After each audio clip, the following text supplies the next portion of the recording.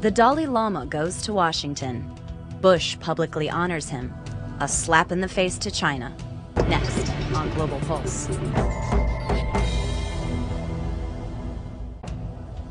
The Dalai Lama is revered as a worldwide symbol of freedom and peace, except in China. This week in China, the National Congress gathered as Chinese state-sponsored CCTV shows. The theme of the Congress is to hold high the great banner of socialism with Chinese characteristics, follow the guidance of Deng Xiaoping theory, and the important thought of three represents. The timing couldn't be worse. As President Hu Jintao spoke, the Dalai Lama was in Washington, D.C., where he was to receive the Congressional Medal of Honor. As ABC reports, the very public honor was a first, and also made a political statement. U.S. presidents have met privately with the Dalai Lama for years, but it wasn't until today that any of them had lent the prestige of the office to a public event in his honor. The sensitivity surrounding this event is all about China, which views the Dalai Lama as a political problem.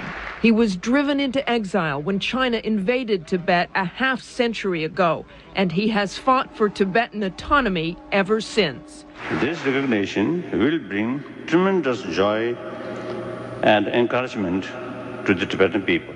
I believe it is vital for China to have transparency, rule of law, and freedom of information. I will continue to urge the leaders of China to welcome the Dalai Lama to China.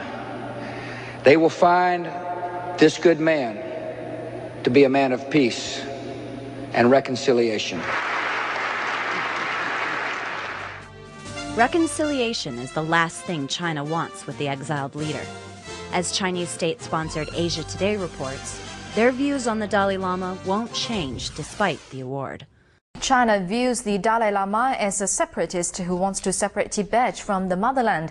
It has warned the U.S. that honoring the Dalai Lama will jeopardize Sino-U.S. relations. I have on several occasions urged the U.S. side to cancel such arrangements and stop interfering in China's internal affairs. The words and deeds of the Dalai Lama in the past show that he is engaged in secessionist activities under the camouflage of religion. China says it allows Tibetans to practice their religion. But as the Jim Lehrer NewsHour reports, that freedom has its limits.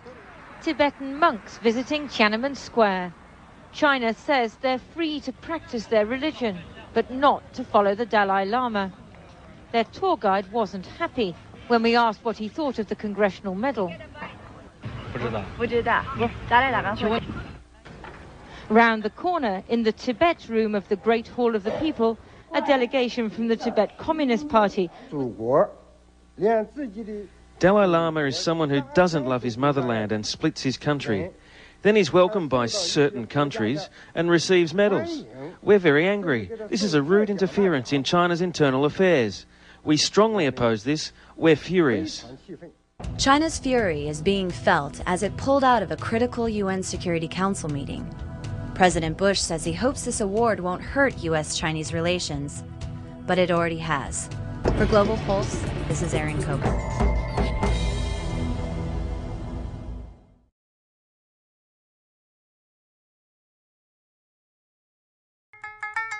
This program is brought to you by Link TV for educational and non-commercial use only.